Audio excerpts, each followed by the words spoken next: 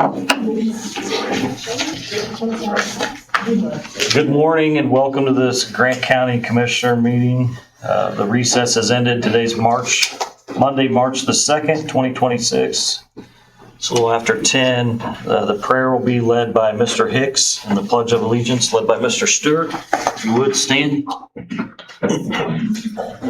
Let's pray. Our gracious Heavenly Father, Lord, we thank you for all the blessings that you've given us, Lord. We ask for protection over our first responders, our military, as they do what they need to do to protect us and keep us safe.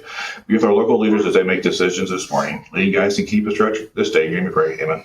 Amen. Please join me and face the flag. I pledge allegiance to the flag of the United States of America and to the republic for which it stands, one nation, under God, indivisible, with liberty and justice for all.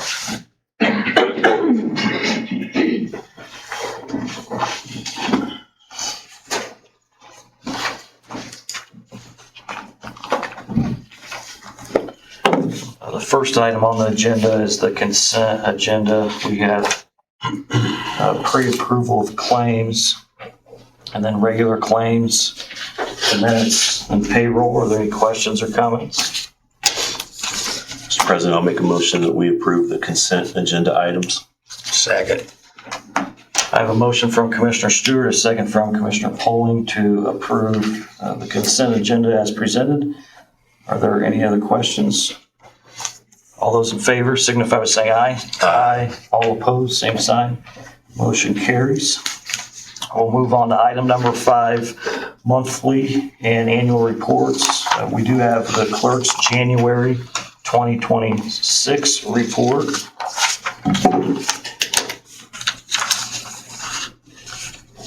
Which is the form 46 CR. And so we'll go ahead and note it as received. We'll move on to communication and board updates. Are there any elected officials or boards that would wish to address the commissioners? If so, please come to the podium.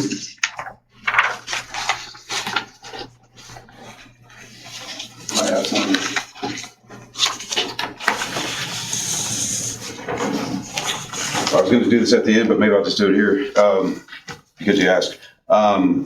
I'm thinking that we probably need to have something come forward after our joint session that we had about the jail project. And so I didn't know, I mean, we were going to have the jail committee meet and then you guys were meet in 2 weeks because what I was going to do is put it on the council agenda for March. But I think there should probably be, I think there's 3 options. Of course, the 4th would be doing nothing. And then I think there should be a 5th too about renovating the juvenile detention center as a drug rehab center. And so I think that should be a 5th option that's on the board as well. But, entirely up to you guys what you're going to propose to the council. Yeah, I mean, I think we'll just have to go back to see what comes out of the jail committee meeting, if that's one of the proposals that they would recommend. Right. But I guess I'm just saying that I feel like we ought to be moving this thing forward to go a direction, probably by the end of the month. Would seem like a good idea to pick something. Yeah, and I got a question. You guys said you were in negotiations for the parking lot, correct? Thank you. Not us, Mr. Glickfield is. Right. Well, I talked to the mayor and to Gary Falsnight. Did you guys tell them that we weren't interested in that anymore because we're building on Garthwaite? Why would we tell them Well, that's what the mayor said. that? No, You 2 guys said. We know we still need the parking lot. Well, then we need to get back on it because he said it's in redevelopment and you just have to go through there. He don't have no problem giving it to us. But he said out of his own mouth, you 2 said we probably didn't need it because we're going to move to Garthwaite. Okay. Yeah. We'll reach out to him and get clarification. Yeah, no, we still need the parking lot because we still short on parking here. Obviously. And I also reached out to Bill Rock, and Bill's in favor of doing the D-home. He said, I'll do anything to help you. He goes, but for the money they're talking, if you can do it for 8 to 10, I'm on board with that also. I mean, at this point, that'd be hearsay. I'd like to hear from the mayor himself. Yeah. Thank you, Mr. Kitts. Thank you. I mean, the conversations I had with the mayors, he's willing to help lower the utility costs. Last night too, I just talked to him last night. Yeah. I talked to him a lot, so I'll get clarification. We'll move on to the EMA report.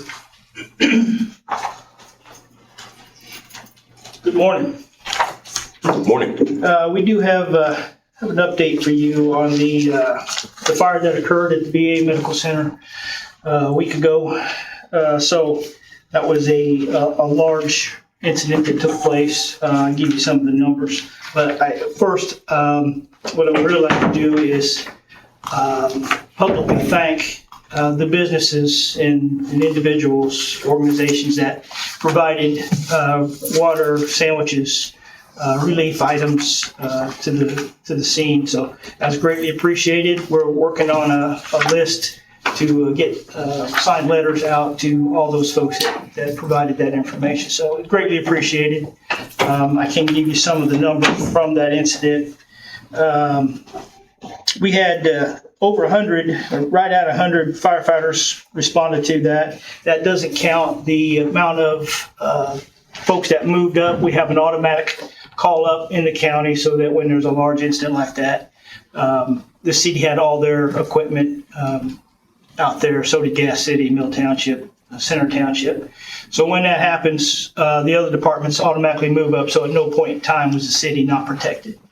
We always have folks move up to do that. So they're not in that count, although they're, again, greatly appreciated, their efforts. Thankfully, we didn't have any other incidents that day or large incidents. City utilities estimated 848,160 gallons of water that they was pumped through the system. And then with mobile water supply apparatus, our tankers, we supplied another 166,400 gallons. So about 1 million gallons of water applied to that fire. Also, VA is estimating about a $20 million loss. So large impact. And Have they come up with a cause yet? so we have great confidence in the area of origin. The exact cause is really between maybe some electrical equipment and some heating equipment. We may never know. They're still digging on that. The ATF did come out and assist our investigators, marine investigators with that. So, or again, the ATF's presence was in the event that had been some kind of a criminal activity. We don't believe that's the case. We do believe it's accidental, but we may never know the exact cause of that. So, any questions on that particular issue? Okay. The other thing, I just want to remind the public that March is Severe Weather Preparedness Month, so we'll be working on some communication out to the community with that. Next week, March 9th, is Severe Weather Preparedness Week, so I believe we do have a siren test scheduled for that Tuesday, if I'm correct, Mr. Hicks? Yes, it'll be, participate with the statewide drill. So that is a statewide drill. Grant County has always participated with that. So there again, it's an excellent time to be prepared. Tornado season. We've already had some this year, so it is upon us. So, any questions? I believe so. Okay, thank you. Thank you. Thanks, Bob. We'll move on to Central Dispatch Report. Mr. Hicks. Good morning. So last month we had 2,020 911 calls, 36 landline, 1,746 cell, 199 voice over IP, and we had 39 calls that didn't get classified. We dispatched 1,074 EMS runs, 7,773 police calls, 1,004 fire calls, and dispatch handled 495 calls for a total of 10,346 calls for service.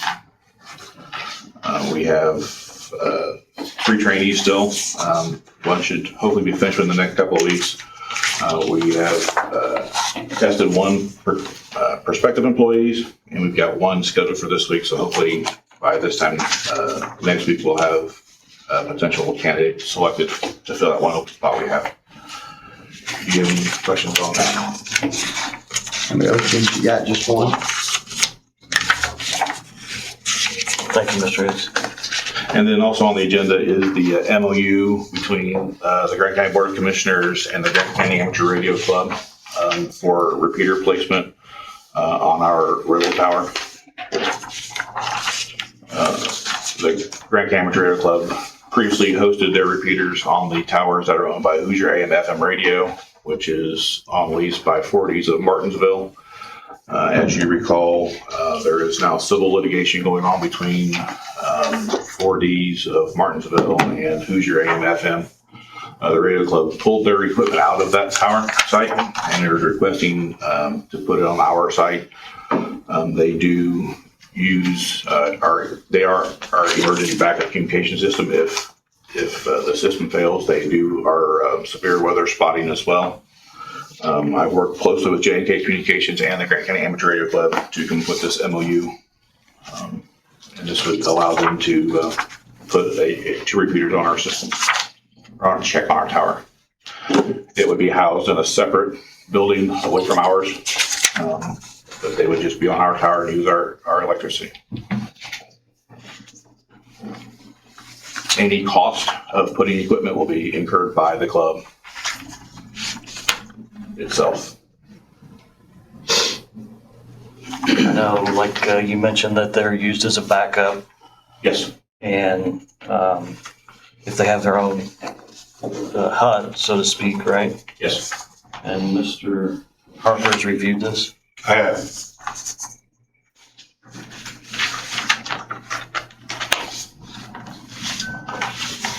So there's no monthly cost or installation cost to the county? Other than the utilities that they'll use, that's it. They've already acquired a enclosure for their equipment, and then whatever footings they have to construct will be at their expense as well. They're looking for grants to do that, and this is the first step in being eligible for those grants to have a home. Is there a clause in here somewhere that, like a 30-day clause or 90-day or?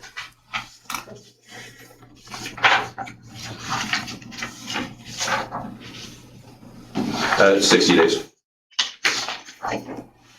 The MOU may be determined by the Grant County or the GRARC upon 2 months written notification.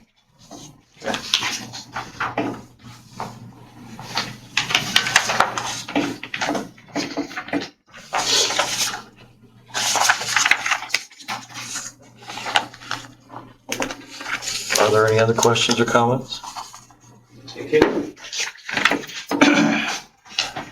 So, Kevin talked about them being the backup. They are part of the national framework for emergency response in the event that, particularly in the event these days, a cyber attack. Those folks have capability to communicate when the rest of us may go silent. So it is important that they are there functioning and they do a good job. They don't usually cost the taxpayers anything, so any support that we can provide them is really essential. Thank you. Thank you. I'd entertain a motion for approval. So moved. Second. I have a motion from Commissioner Stewart, a second from Commissioner Poling to approve the MOU between the Grant County Board of Commissioners and the Grant County Amateur Radio Club as presented. Are there any other questions or comments? Sir, all those in favor signify by saying aye. Aye. All opposed, same sign. Motion carries. Switching gears real quick, the tower that is located here at the complex, is there anything on that tower that we're using?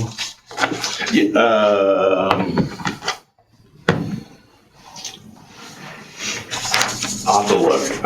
I know we have antennas on the roof, but I'm not sure what they all are used for. So I'll have to look. I know EMA has a VHF repeater on that tower. We'll have to look and see if it's being used. But I know that's something that when it comes to liability and insurance, if we could take that down at some point, I know that the so if you'll get back to me, appreciate it. yeah, I'll get with Bob and get that taken care of for you.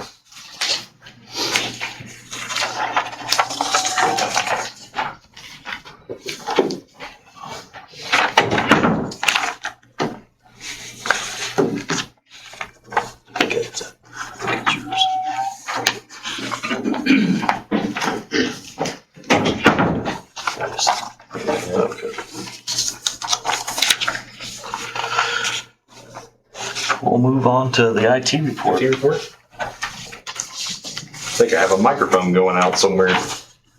No, like I said, I don't really have too many updates. One thing I did have was all the courts, they have their Zoom room systems. They've all been installed. So that project's all good and done. I'm still waiting. I'm working with a lady named Joanne. She's with the IT directors group, and she's going to be helping me with the fees and stuff. So that way we can get that all updated. I wasn't able to get with her last month because I was running around with the elevator guys, reprogramming phones in the elevators. So hopefully I should have an update on that at the next meeting.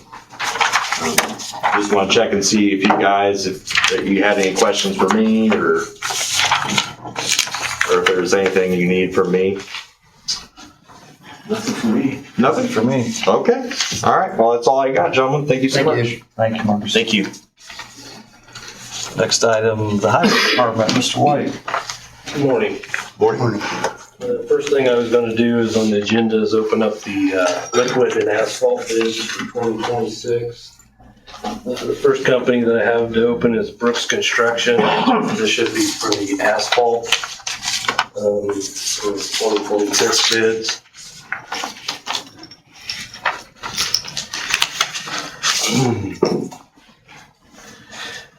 Just kind of reviewing some of it. Basically, for surface, we're looking at around $78 a ton. Is that 78? $78 a ton, with them putting it down and everything else. So I'd like to take this in review and then open the other two up, and then I'll bring everything back at the next meeting if that's all right. The next one is for liquid asphalt. This one is from Asphalt Materials.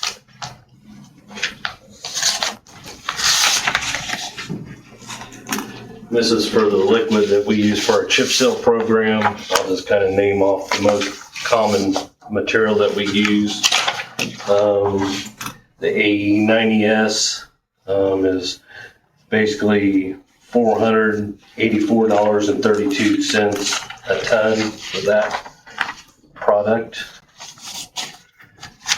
The next company is the Clink Group.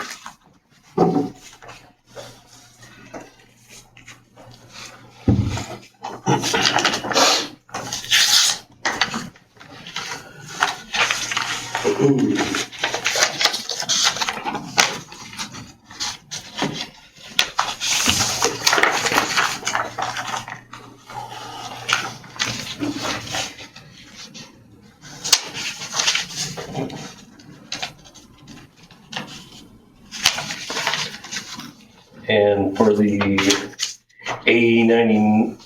AE90S, the most common we use was $518.64 per ton. So I'd like to take all three of these into consideration, and then we'll report back at the next meeting if that's all right. So, That's good. So we need a motion? Motion to, Table it. no, motion to accept the bids for review. So moved. Second. A motion from Commissioner Poling, second from Commissioner Stewart to accept the bids for the paving for review, and they'll be presented or awarded at the next regular commissioner meeting. that would be fine. All those in favor signify by saying aye. Aye. Aye. All opposed, same sign. Motion carries.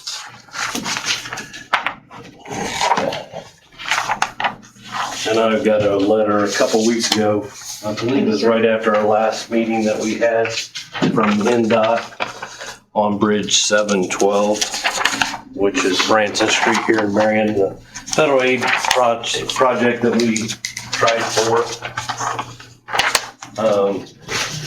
Basically notifying us that we were not awarded this time due to the HBAA application that we basically had to fill out. This is to do with the historical side of the bridge, but like I kind of explained to somebody, was we couldn't hand this application until we had a DES number, and you don't get a DES number unless you get a federal aid job. So it's kind of hard for us to hand it in. So after I received this letter, I waited a couple days and I emailed the lady that sent me this and basically said, thank you for the opportunity for applying, and that do I need to contact her or is this Mike Kales that was listed at the bottom? And she said basically in the email that just contact him, that after we did get this application submitted, there might be an opportunity for funding. So it's kind of not marked out all the way. I do have the email saved and everything that basically says that once we get this sent in, and I've already worked with BF&S on hopefully by the middle of March or the end of March, this application will be submitted. So we've already been working on it. Like I said, the biggest thing is we couldn't send it in without a DES number. So we've got that all submitted finally. And so hopefully by the middle of March, we'll be able to get that sent in and hopefully get that taken out of the problem. So that's just to update you on Branson Street. So hopefully if we do get that all approved, then we can basically say we've got that done and maybe we might have the opportunity. I know what they're thinking is in the past, they've had other communities that had to pull back out of their projects. Maybe they didn't decide to do it or complete them. So there might be funding available. So that's why we might have the opportunity to try on. So I did get everything sent in from the community crossing bridges for 2026. So that's all ready whenever they'll send the money out and all that. I'll get with the auditor on that.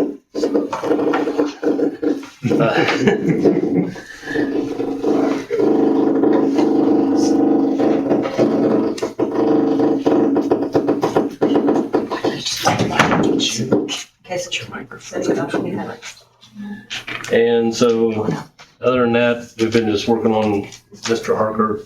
Last week we had a conference call on some right-of-way issues, and he's got that all taken care of for us. So we're working on that and just getting ready for summer kind of projects. So that's all I have, unless you have anything.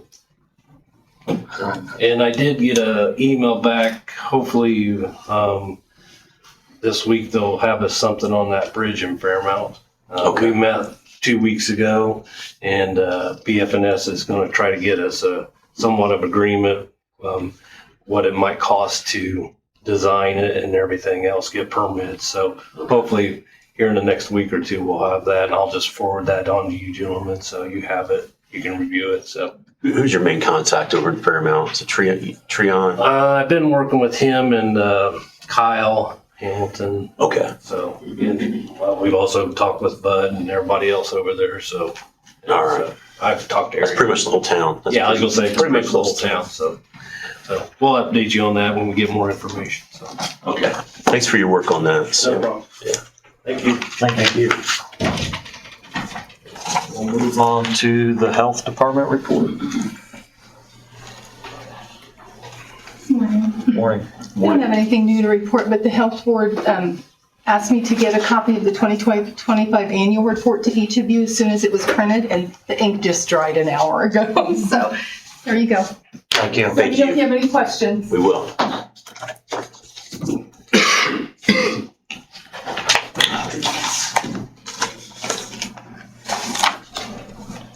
We'll move on to item number 12, the Veterans Service Office report. Good morning. Morning. Morning.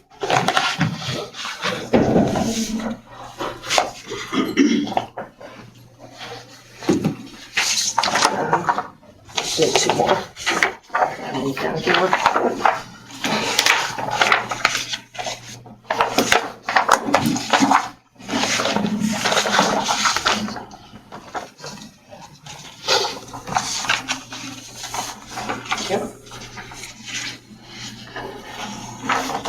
I'm Cambria Starks, and I'm with the Indiana Department of Veterans Affairs. I'm the Central East District Service Officer. So this is one of the counties that I just recently took over. Today I'm here to go over the Senate Bill 433, which is now Indiana Code 10-17-1-9. It's the Veteran Service Officer Accreditation Standards. This statute, it sets clear and required rules for accrediting service officers in the state of Indiana to help veterans and their family members file claims. I'm just, the paper I gave you is everything that I'm going to go over today, so if you have any questions, just ask me. The service officers, they have to perform all functions, operations, and report all information as required by the State Department and the claims management system. The required functions and operations include completion of relevant information fields and forms, intake forms, and login of walk-ins, appointments, and any interactions with the veterans or their family members. Claimant information responsibility liability form, and then any other protocols deemed effective and efficient for their job. Only accredited service officers in the state of Indiana can perform the functions of a CVSO. So the secretaries or the assistants that are not accredited cannot file claims on behalf of the veterans. I'm going to do a quick overview. They're now required to be hired employee of the county and no longer appointed every 4 years. CVSO office hours they must maintain 1,000 hours per year, which is, I think, roughly like 20 hours a week. And their office hours have to be posted on their door, on the county website and the state website.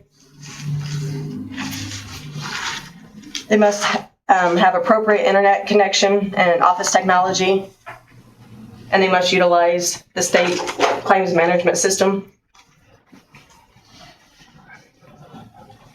They must have a PIP card, which is the card that allows them to access the VA claim system. They have to log in every 2 weeks with that PIP card, so if not, then it gets deactivated, and they have to start the process all over again. They must have private office space to conduct any business with the veterans or their family members. They're talking about bank information, health information, so they don't need other people listening in. They are required to attend one district training in the spring, the annual training that the state puts on in June, and then another district training in September. If they can't attend one of the district meetings, then they can go to one of the other surrounding counties or districts.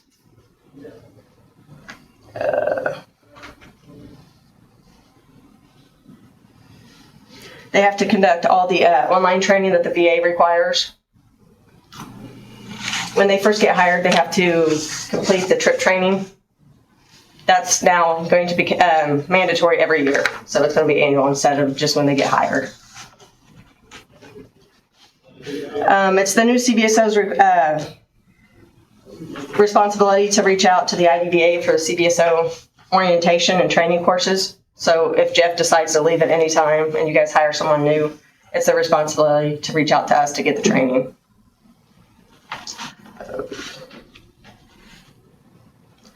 They must utilize the claims management system, which is Vetrospect. So their daily accounts will be logged in there, and the IDVA can pull those reports at any time to make sure that the County Veteran Service Officer is using that properly. They have outreach expectations and then other data entry that they must conduct. That is all the standards right there. So it's changed a little bit from the old standards. So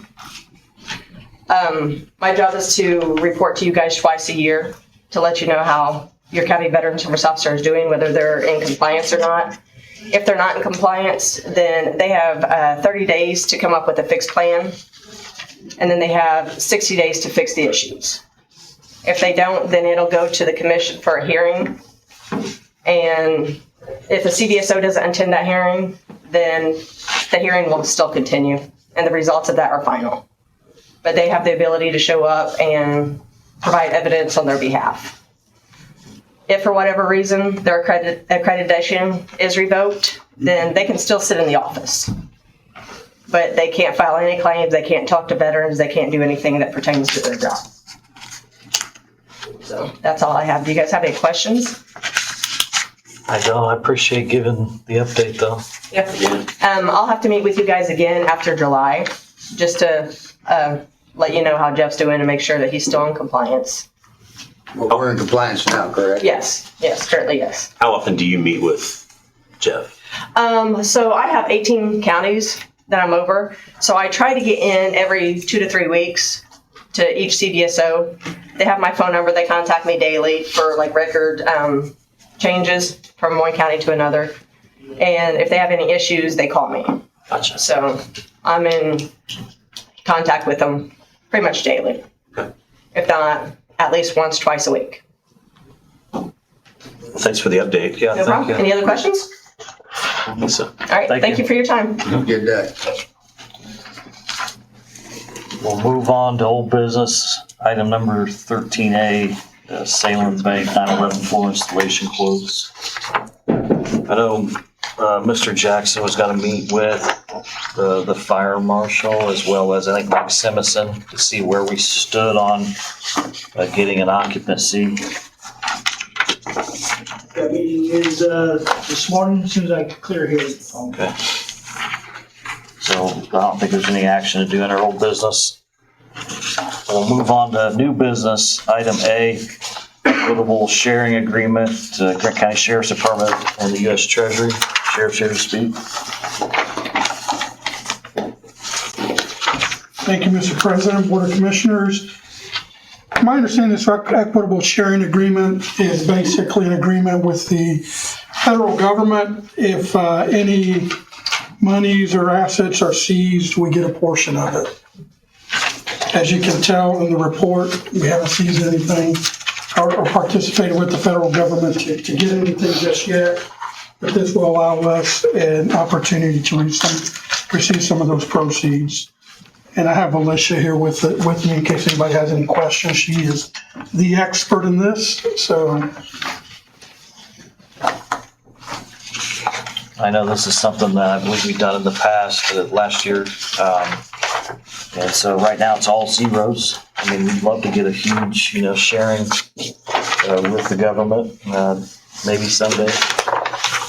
Maybe we'll pull over a semi with a bunch of money in it. That's our hopes. If there's no other questions or comments, I'd entertain a motion.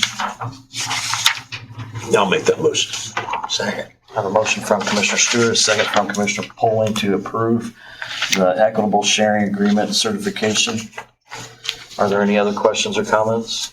All those in favor signify by saying aye. Aye. All opposed, same sign. Motion carries. Thank you. Thank you, Sheriff. Thanks, Sheriff.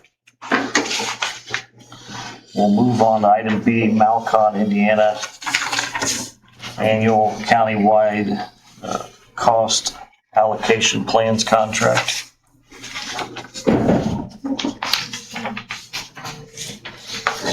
There's anyone here to talk about that. This is the 40. And Angie, you said that there was no changes from the No changes. previous year. No, this is just an annual project that we'll do for 40 to get reimbursed. Did you say 40? The first one.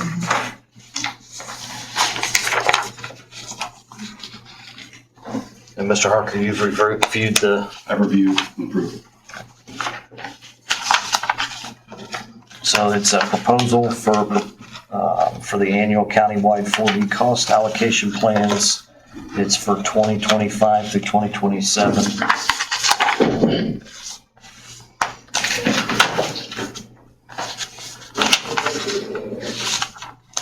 And the fees are paid out of 4D, correct? Or Is it always a 2-year contract? I believe it is. I can't say for sure.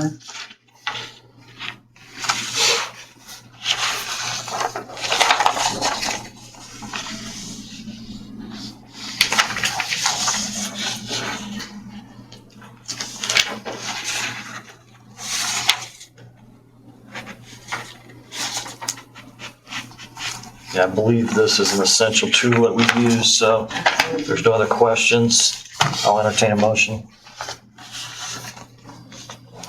So moved. Second. I have a motion from Commissioner Stewart, a second from Commissioner Poling to approve the agreement with Malcon Indiana as presented. Are there any other questions? All those in favor signify by saying aye. Aye. All opposed, same sign. Motion carries.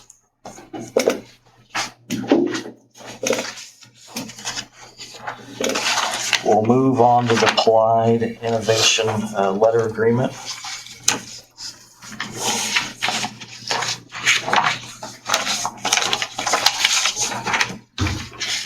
Did you print that? I did. Okay. I don't think it's in the right order, but for the TKE.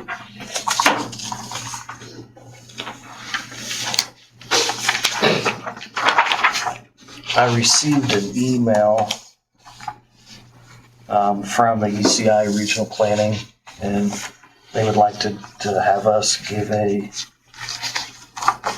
letter of recommendation.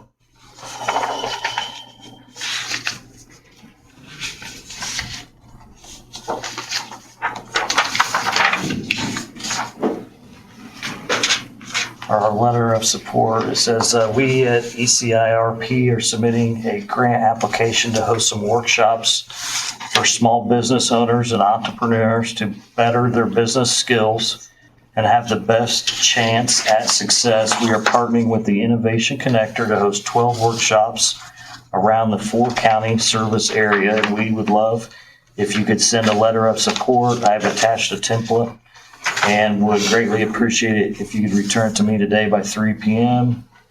I apologize for the quick ask, but the grant is due today at 5. We just began the grant application last Friday, so I don't see any harm supporting this. Obviously, we pay dues to ECI. Beth and Mr. Stewart serve on the ECI board. So I just need a motion to send a letter of support. So moved. Second.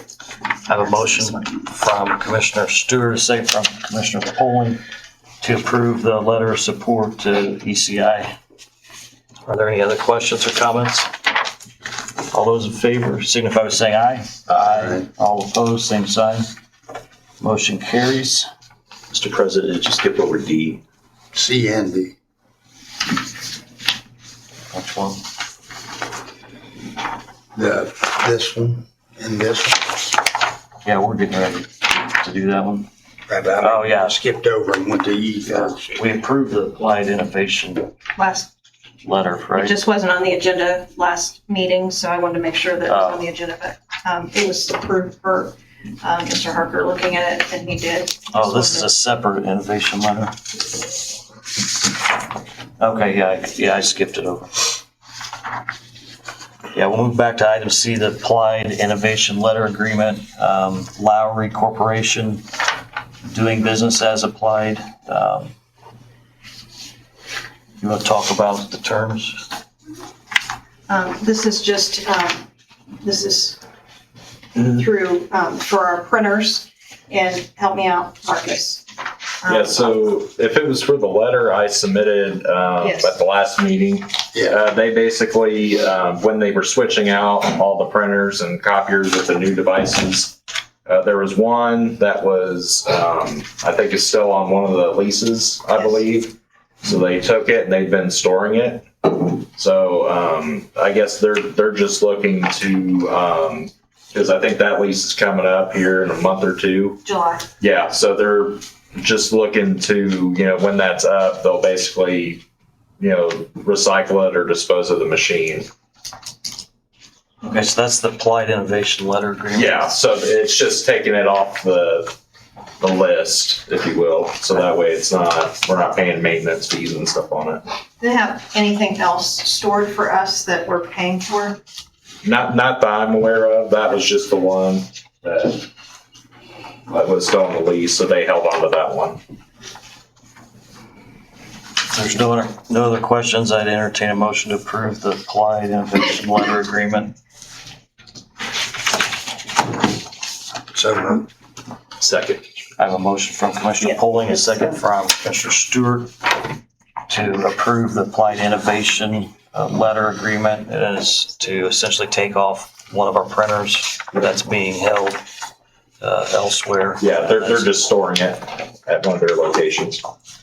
If there's no other questions or comments, all those in favor signify by saying aye. Aye. All opposed, same sign. Motion carries. We'll move to the TKE elevator contract change order. We received a change order request from TKE, the Elevator Corporation. It had to reprogram all the phones in the building's elevators and assist the phone company. And the change order is the amount of $5,894.12.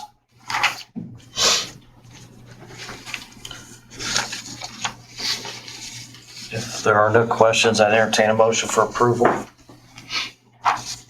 I'll make that motion. Second.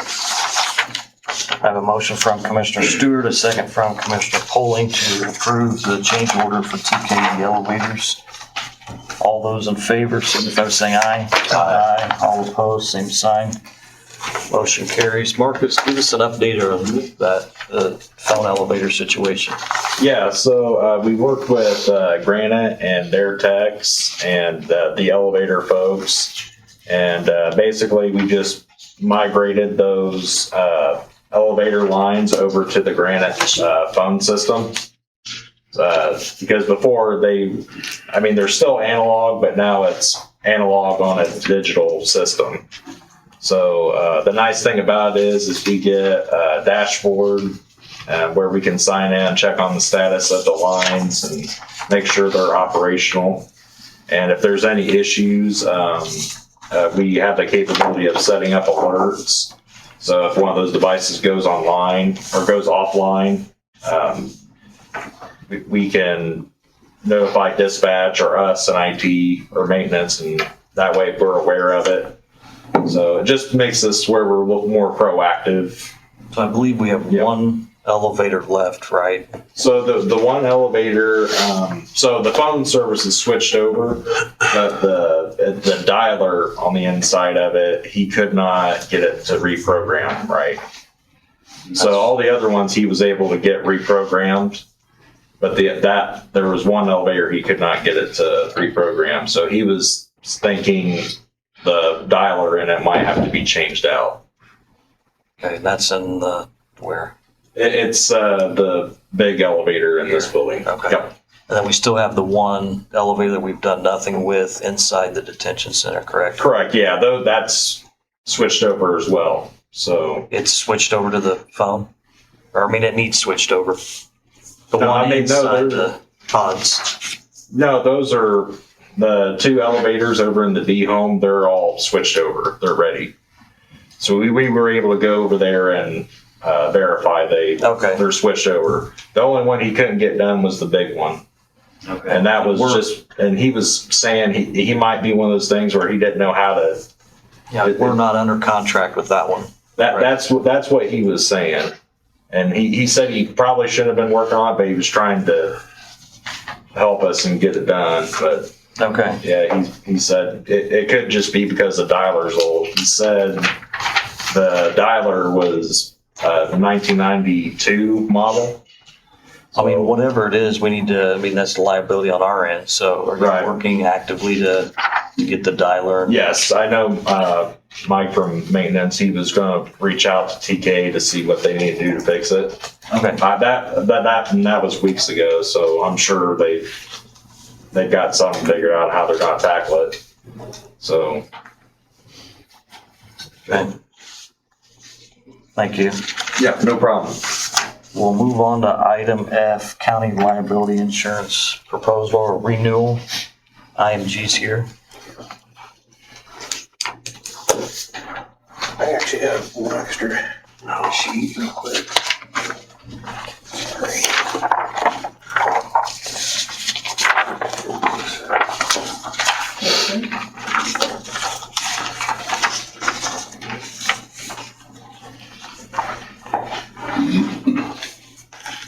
Hello, I'm Greg Lane with Insurance Management Group. I'm here today with Josh McCorkle to go over the auto renewal for the county property and casualty insurance. the package I just gave you, I wanted to just point out a couple things on the auto renewal. The county payroll, and I will point out that, thank you, Beth, helping clean up some of the asset management. We were able to get off some vehicles that were obsolete. But the vehicle count for the prior year to this year, we went from 168 vehicles to this year's renewal to 188 vehicles, so we're up a plus 20. The insurable value for the property for the county is actually up from a blanket of 84.5 million up to 87.1 million. That's a 3% increase. And the payroll basis for your workers' comp is up from 16,418,548 to the current year quoted at 17,429,841. That's a 6.2% increase. So those are your exposure increases. Now when you actually look at the premiums, we were actually able to get a decrease this year. So the 25 to 26 to the 26 to 27 is actually down slightly from a 974,000 this last year to 968,000 this year. We do have some options, which is what I wanted to point out today that Travelers had given us, and Josh McCorkle in our office had put together some data on switching these deductibles, making them higher, what those would provide the county. And honestly, those savings aren't great. And what we did, and you guys have the other data, is we looked at the last 5 years of each one. For the general liability and the management liability, I would say there would be no reason to increase that. You would have lost each year going with that higher deductible. The property, you would have actually, 4 of the 6 years, you would have been better with the higher deductible. However, that deductible is, if we had one claim, that would wipe away the savings. So I don't know that I would recommend that. And the auto, the savings wasn't that great. You do have 5 years of savings, but it's minimal. So I don't know that I would recommend that as well. I would probably recommend staying as is versus increasing the deductibles and taking the small reductions.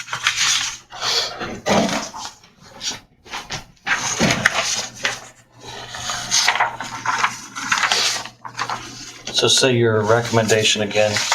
My recommendation would be, we looked at the higher deductibles for the county would be to keep the coverage as is with the current deductibles, not take advantage of those savings. My fear would be that, again, if we had one property incident here at the county, you would probably wipe away that savings. And I'm not sure that the auto deductibles going from 2,500 to 5,000 would make sense.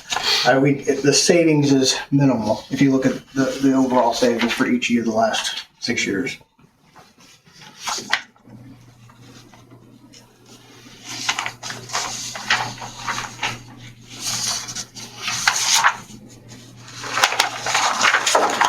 So if we do nothing today, then it just automatically renews? Correct, as it is.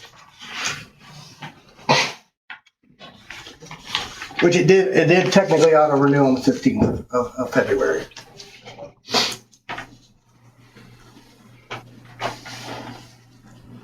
But it renews at the lower, It's renewing right now as is the 968. so If you look at the left column there in option 2, those would be the higher deductibles. If you took all of the higher deductibles, the premium would then be down to 930,000. gotcha. Okay, gotcha. We looked at all of the claims that the county has had, and I just don't know that the $36,000 of savings is going to offset with claims, if it would make sense. Understood. So you're saying this is already approved? It's already redone itself, right? Renewed itself, correct? With Travelers at the base rate. Right. But I'm It's an auto saying, renewal with this is what Travelers. I'm saying, guys. Gregory and LaPel turned something in. This should have been brought to us way before now. Now you're saying it's renewed, so it's got to stay with IMG. This should have been, because Gregory and Pell, 3 year, gonna save us 90,000, 24,000 a year. I mean, this is wrong how you did this. But there ain't nothing we can do about it. This is separate of the broker. I understand what this is. This should have been brought in we should have brought this to the board before now, because now that's already done. It's 2 separate areas. You got brokerage and then you got Travelers, correct? Correct. And so we're today talking about Travelers. You're talking, yeah, that's correct, the Travelers. Yeah.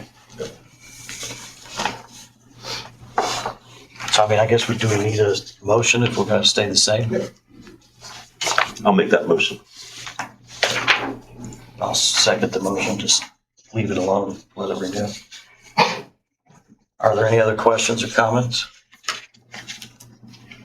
All those in favor signify by saying aye. Aye. All opposed? Opposed. Same sign. 2, 4, 1 opposed. Thank you.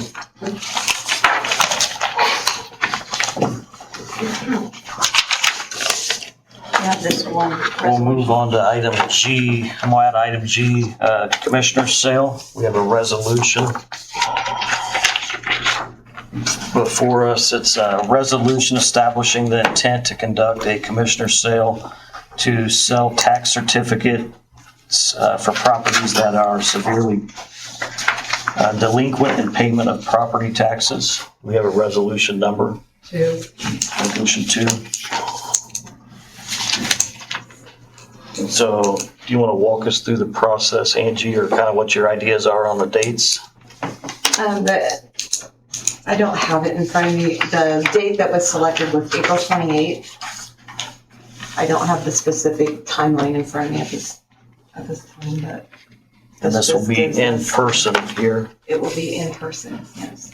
And then the commissioners have the ability to pull X certificates before the deadline. Is that That's my correct? understanding. Mr. Harper, you've reviewed the ordinance or resolution? Yeah, excuse me. Yeah, we're good. If there's no other questions or comments, I entertain resolution number 2. Mr. President, I'll make a motion. We approve Resolution 2-2026, establishing the intent to conduct Commissioner's Sale to sell tax sale certificates for properties that are severely delinquent in payment of property taxes. So moved. I have a motion from Commissioner Stewart, a second from Commissioner Poling to approve resolution 2 as presented. Are there any other questions or comments? I'll go ahead and open it up for public comment regarding this resolution. I'm not seeing anyone. Are there any questions from the members? All those in favor signify by saying aye. Aye. All opposed, same sign. Motion carries.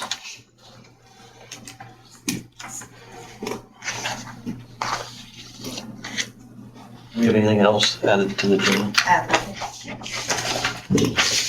Are there any other comments or questions or anything else for the good of the order from the members? Mr. President, I do have something for consideration for you and Commissioner Poling.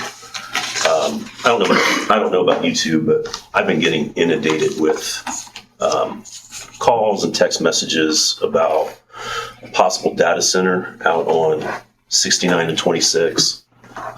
I've been very clear that I'm opposed to them on unincorporated land, especially farm ground.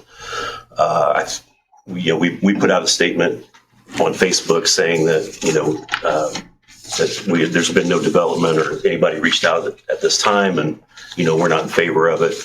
But the questions still keep coming. I don't know where they're coming from, but so for your consideration, I would like to recommend that we do a 24-month moratorium on any data centers coming into Grant County unincorporated area. The way I understand it, Mr. Harker, you can hop in here or correct me, but as of right now, there's nothing saying that one could not come in, buy up a bunch of farm ground from people from citizens of Grant County that are willing to sell and put one on. There's nothing stopping them at this time. So I would consider They would just have to go through the zoning approval process, depending on where their location is. Gotcha. Okay. Well, I feel like if you're gonna do that, you should make it for the whole county. Because I'm against it in the whole county, not just in the farmland. I don't think we can. Can we do that? Can we do that? Can we do that for the city of Marion and the city of Gas City? It's in our county. Same way we did solar. But we just oversee the unincorporated areas. I don't think we can, and I'm not a lawyer, I don't think we can tell Marion in Gas City what they can and can't do. Yeah, I believe that's correct. I'll double check that. So I think that we only control the unincorporated, because, I mean, Gas City still has solar panels going up. I mean, we can't control what goes on with their area plan or zonings. So if that's the case, I agree with Ron. yeah, I think we need to do something. Yeah, no, I agree. So People are very concerned about them. I have not had anybody present any information to me that tells me that they're a good thing, especially when you're taking up good farm ground, here in Grant County. I feel like we need to do something to protect ourselves and protect, the unincorporated areas here in Grant County. That would be my recommendation. And maybe if we approve it today, maybe we could have Mr. Harker work on it. We could do it pending attorney's approval. Put something together for the next meeting. What's that? I can put something together for the next meeting. Okay. deserves that, did you say some of those moratoriums were, I know when Connor done the solar ordinance, he wrote it in a way that it was reoccurring. So I don't know if the laws have changed now. That may be something we can look at. Take a look. So you're saying if we do a 2-year moratorium, it'll just, I know he It'll just wrote the renew. solar to where a way it would automatically renew until somebody had a problem, until the ordinance or Okay. whatever was in place. I'd like to make that motion. I'd like to make that recommendation for you gentlemen's consideration. Yeah, I'll second it. So I have a motion from Commissioner Stewart, a second from myself to propose or implement a moratorium regarding data centers in the unincorporated and pending legal review and process For 24 months. for 2 years. Yep. Okay. Do you need to vote on that now? Yeah. Yeah, are there any other questions or comments from the members? No, sir. Do we want to allow public comment? Yeah. Sure. We can. You want to allow public comment? Yeah. If you want to come to the podium and state your name and address for the record.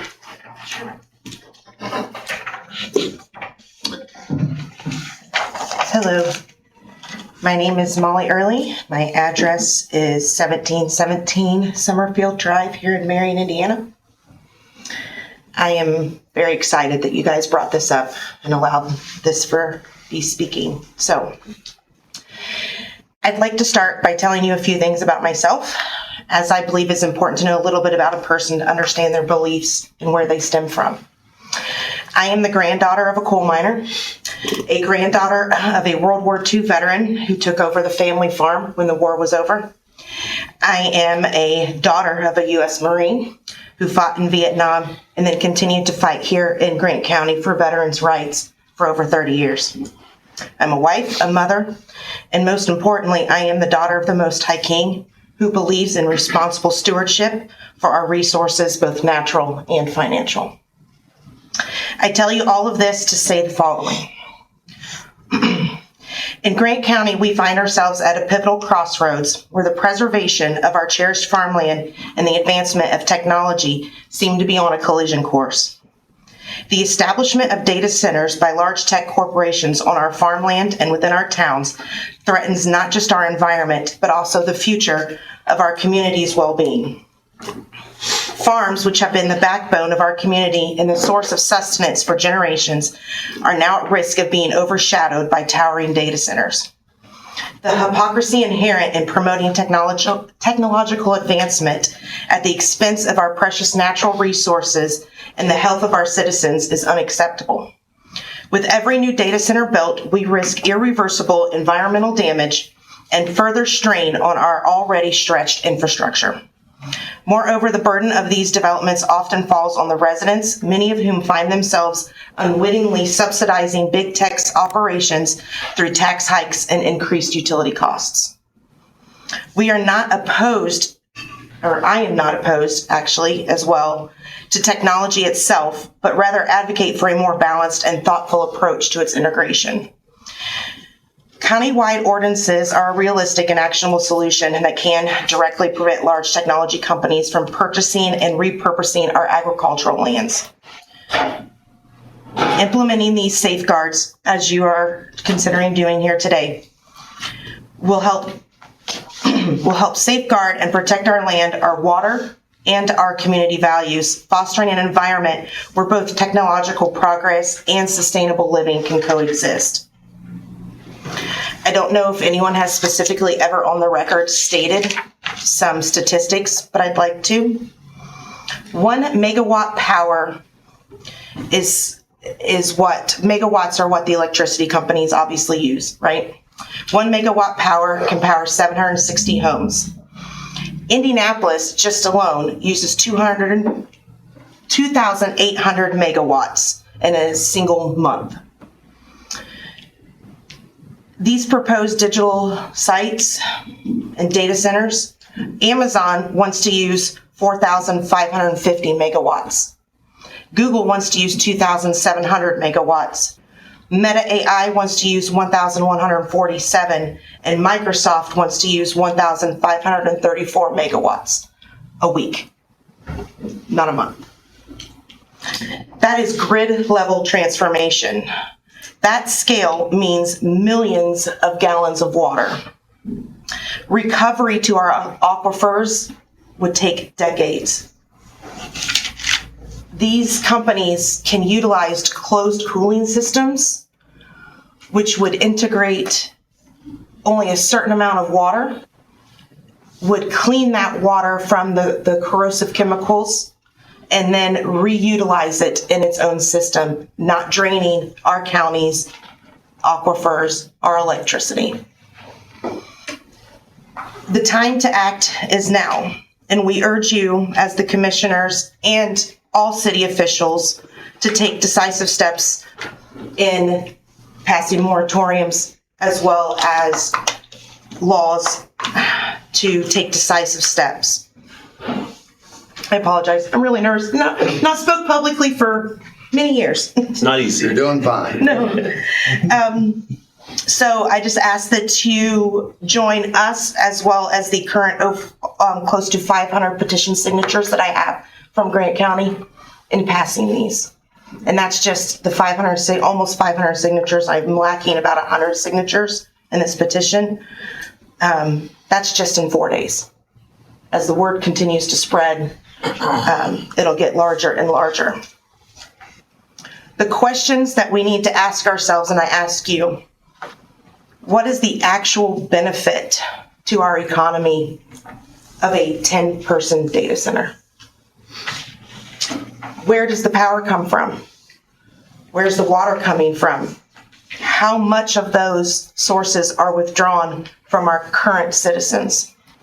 How is our recharge of our aquifers protected? And who pays if something goes wrong? And how long do the tax abatements that county and city officials offer these companies to come last? Are those benefits surely outweighing the cost to the future generations? So I know that there was recently a study done, and there are some county listening sessions that are coming up. If I may publicly ask, who actually paid for that study? I don't know if that information, I know the study has been released to those homeowners, but I don't know who actually paid for that study from BCS management. Can I answer that? Yeah, go ahead. Yeah. So the commissioners paid for that study, ma'am. Okay. Yeah. And all we're trying to do, just to be transparent and clear, all we're trying to do is to see if, not data centers, but all we're trying to do is to see if we want development out on 69 and 26, that area. Whether that's restaurants, truck stops, hotels, whatever that is. So that's all we're trying to gauge. And if it comes back overwhelming that, and I'm not trying to speak for my colleagues, but if it comes back overwhelming that nobody wants anything out there, then we're going to drop it. That's all we're trying to do. BCS did a good job in their study. and I haven't read it for a while, but it just basically says that here's what it's going to cost to get water and utilities out there. Here are the businesses that could be a possibility. Once that's done, but it's going to be. And Chris from BCS is here. It's going to be a lot of money to even get that out there if that's what we decide to do. Sure. And if that's what the public wants. So Absolutely. that's all we tried to do. We just wanted to see if it's feasible to do that and then see if the public is interested in anything going out there. Not data centers, but a business park or, me and Commissioner Middlesworth talked about, something farm related, some kind of ag business, going out there. But that was the reason for the study. Absolutely. I grew up in that area. I don't want to speak for those current landowners in that area because I am not one. But I would gather that as long as it's beneficial, that they would not disagree with those things. I think those of us who are concerned about data centers agree 100% that economic development is not what we want to stifle by any means. We want responsible stewardship of the county's finances for that economic development and things that would not draw down property values of those areas. I live inside the city of Marion currently, but I know there's proposals out off of 18 by the GM plant as well for a data center. And to annex the last little bit of farmland over there into city limits. So I would urge you to partner with your counterparts on the city and stop that, because within 2 miles of that data center that is potentially proposed, the noise pollution can cause serious brain damage. So, And just to be clear, we don't have I know you anything don't. to do with this, what happens inside the city of Marion or Gas City. Sure. Yeah. So, And I understand that completely. I just think that, I guess in the old age, can't we all get along, right? And work towards that from a benefit of all citizens in Grant County, not just in the city. So thank you for your time. thank you, ma'am. Are there any other public comments?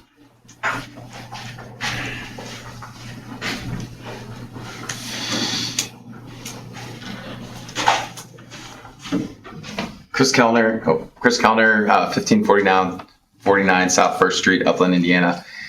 I just wanted to promote the listening sessions that are occurring. Again, that's what they are, listening sessions. And I think it's really important that folks are sharing their input. There are, over 50,000 people who live in Grant County, and everyone, their opinion matters. So hopefully we get a lot of more survey responses. Right now we have 138. That's not a bad number, but there are a lot more people in Grant County than 138. So if you have an opinion, if you would like to see something like, hypothetically, a soybean crusher that would increase soybean prices for all the farmers in Grant County that could get put in, you should mention that and, share your opinion. So that's tonight, and Gas City is the first session. And then the survey is open until March 19th. So people should respond. Thank you. And Chris, Could you walk us through just what will take place tonight? So the main goal of the listening sessions is to make sure people understand what's going on. Like,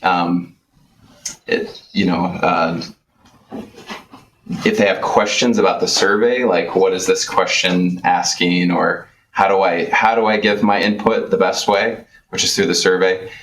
Just because there could be transcription errors, like you could say something, I think what you said was this, and then I write it down or I record it, and even software will mess up the words. I'm sure you've all seen transcripts of people, and they didn't say that. The word got muddled in the recording. So it's mainly directing people to the survey and then answering their questions. And if there's somebody who they can't fill out the survey or they have an issue filling out the survey, I'm there to help them and make sure that they get their opinion put into the ultimate report, which will not be so-and-so said such and such. It will be, here's the number of people who responded. Here's where they're from. You know, do they live in these communities? Or are they from Swayze? And they would love to see a job opportunity that's down there for them, maybe. And then talking about, like, in general terms, here is the themes of the response. It would not be a, quote,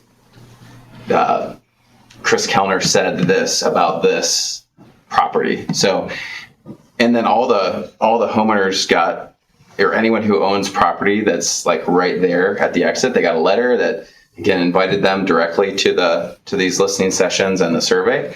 So I know hopefully we'll get a lot of those folks responding, but it's important that we hear from more than just the people, because the people who own the property, they control the destiny of that site. I mean, that's who's in control.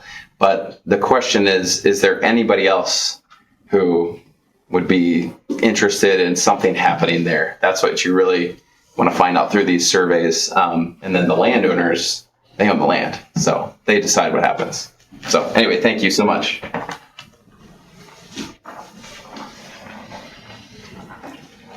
Are there any other public comments regarding the motion?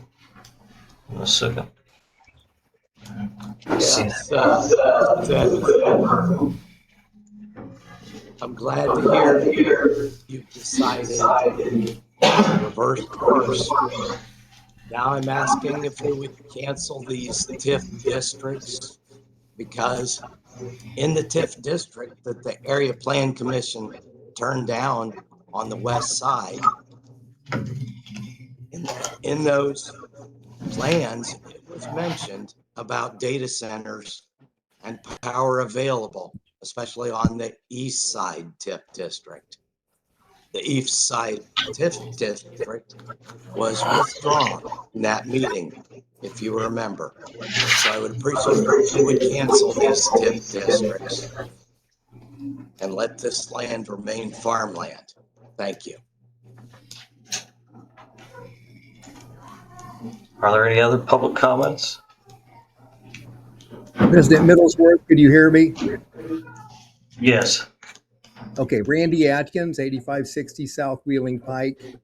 I want to support what Mr. Hartman has just shared, and I also want to encourage reconsideration of the TIF proposals that have been presented, because data centers were mentioned in Chris's study that he did on I-69 State Road 26. And I'm sure because of that information was in there, that has created some alarm by people who live in that area. So it's my understanding there's a redevelopment meeting today. Is that correct? Yes. Will consideration to drop the TIF district proposal be in that meeting? I haven't seen the agenda yet. Okay. Can we speak on something other than this? I mean, I'll ask for public comment again here at the end. Okay. Again, I want to state that I think we need to strongly support what Mr. Hartman has proposed. Thank you.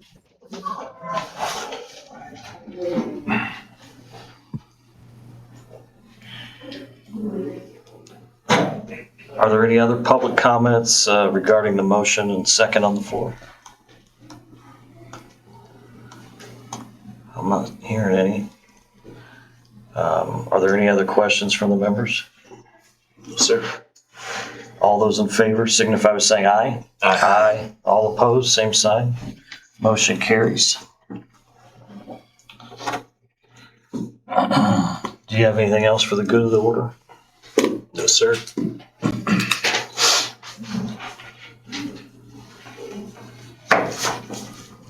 Our next regular meeting's Monday, March the 16th at 10 a.m.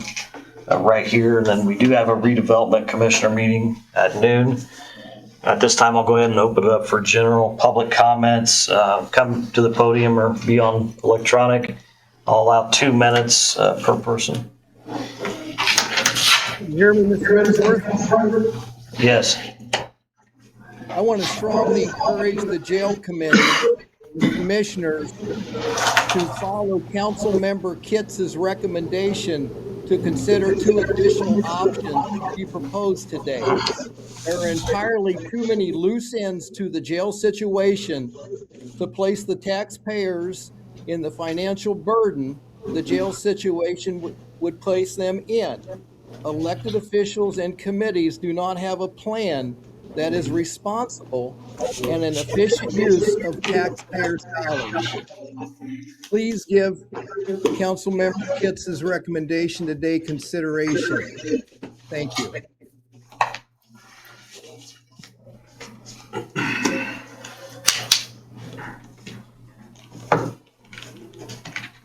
Are there any other public comments?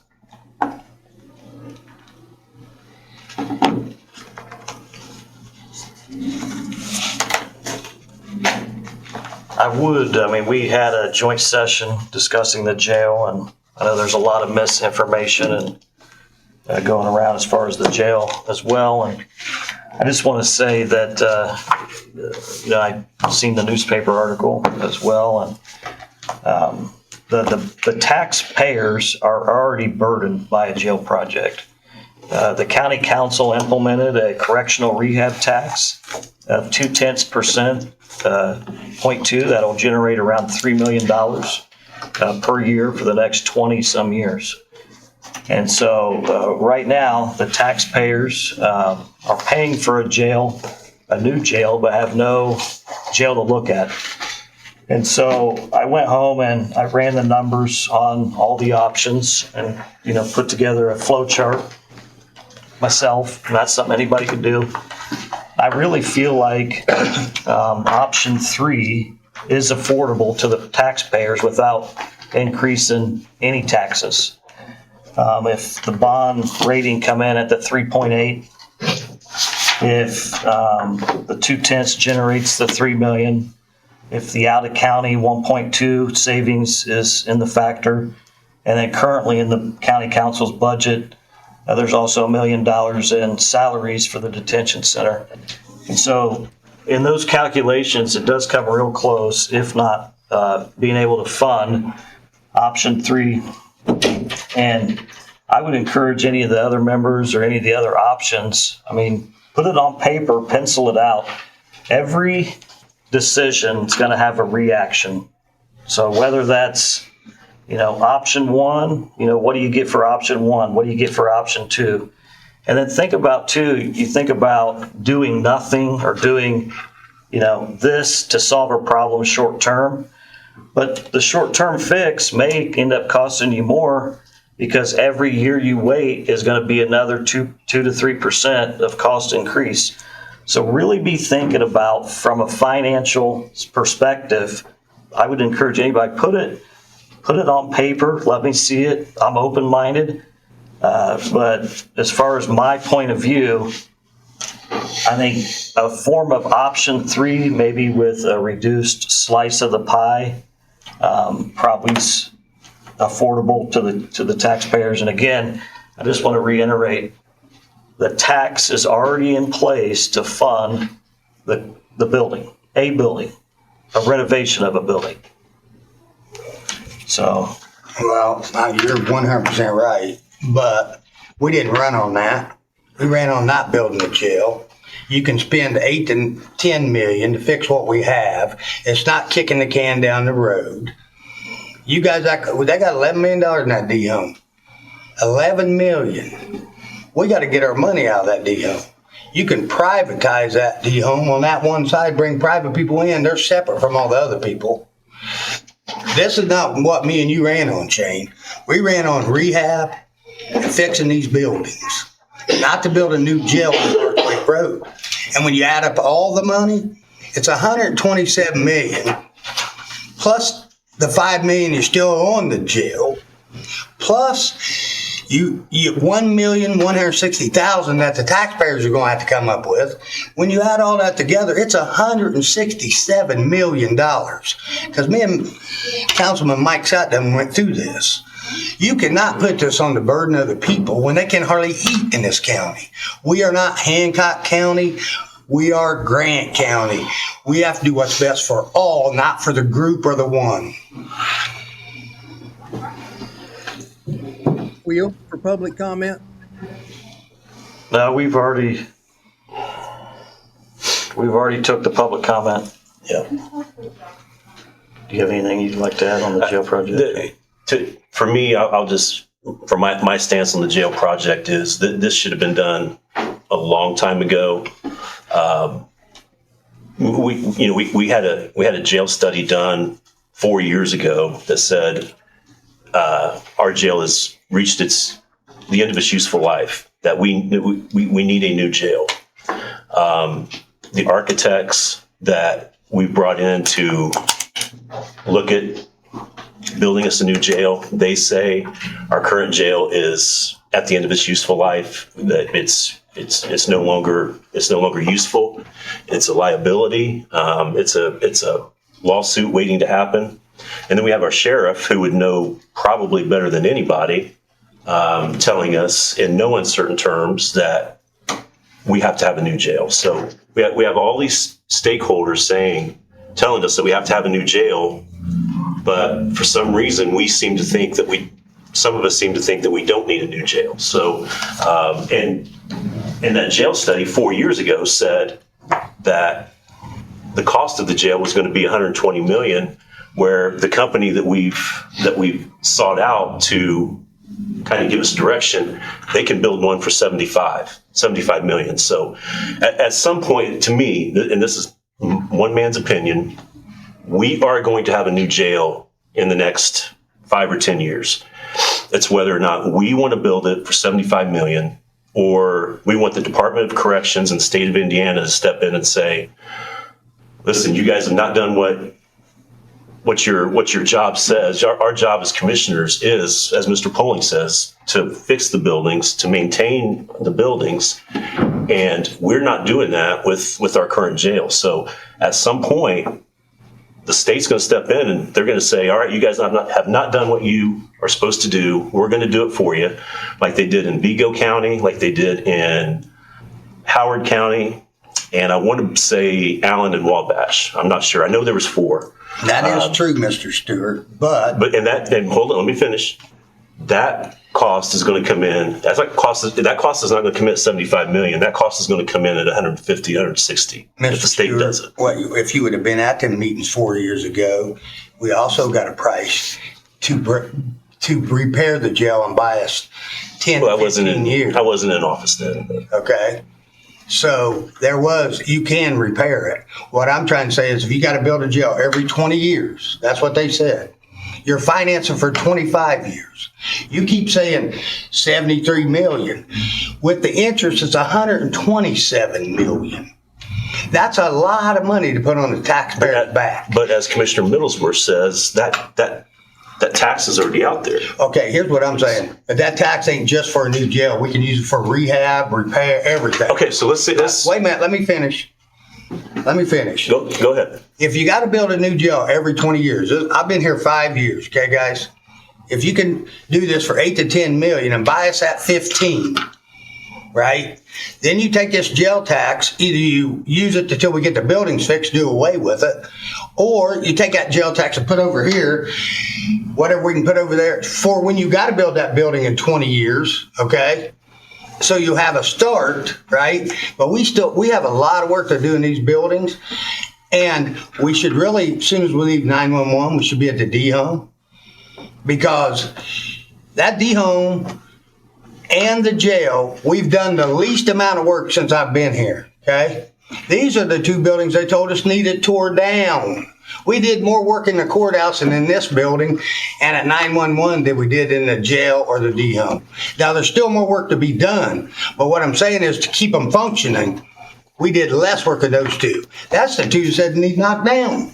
Mr. Poling, let me just ask you a question. If we do what you want to do and we put all this money into fixing the jail, how does that fix the overcrowding the problem we have with overcrowding? Because you make the D home, we're overcrowded with 100 people. Yes, and you take the D home, you can double bunk it. That's 92 beds, okay?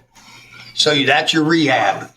That lowers your people in the jail. Then you bring your people back out, we're shipping out. That saves you the money. The money we're saving, we're shipping out pays for the help.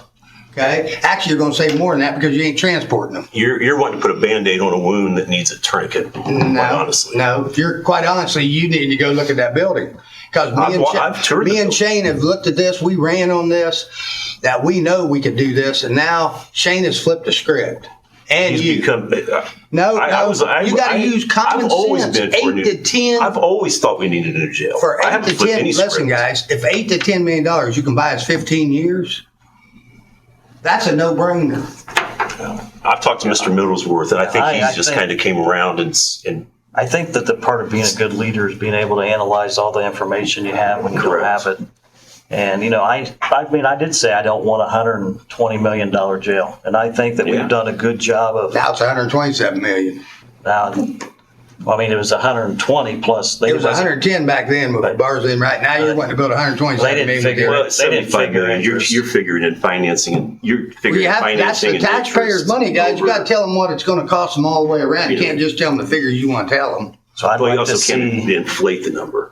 That isn't inflating. That's their number. The cost of the jail is 75 million. If you factor in interest and bonds over the next 30 years, it comes in more than that. Yes. And the people need to know the more than that. I think that the more information you have, the better you are to make a decision. And, you know, when we was running for these positions, we didn't have all the information. Now we've been through all the studies. There hasn't been a single study that showed that we did not need a new jail. Not a single one. And then again, I want to see on paper these scenarios. I want to see them on paper. So, you know, when you buy time, is it really saving you money or is it going to cost you that 2 to 3%? Well, it's $5.4 million to redo 911. We got $500,000 in it, guys.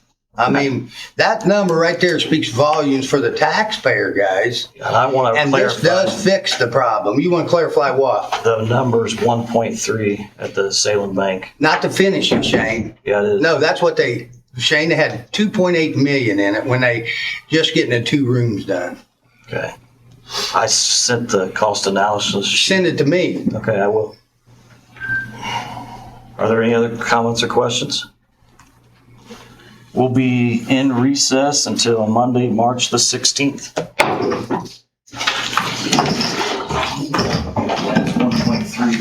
I went like, I went like 8 hours in that freaking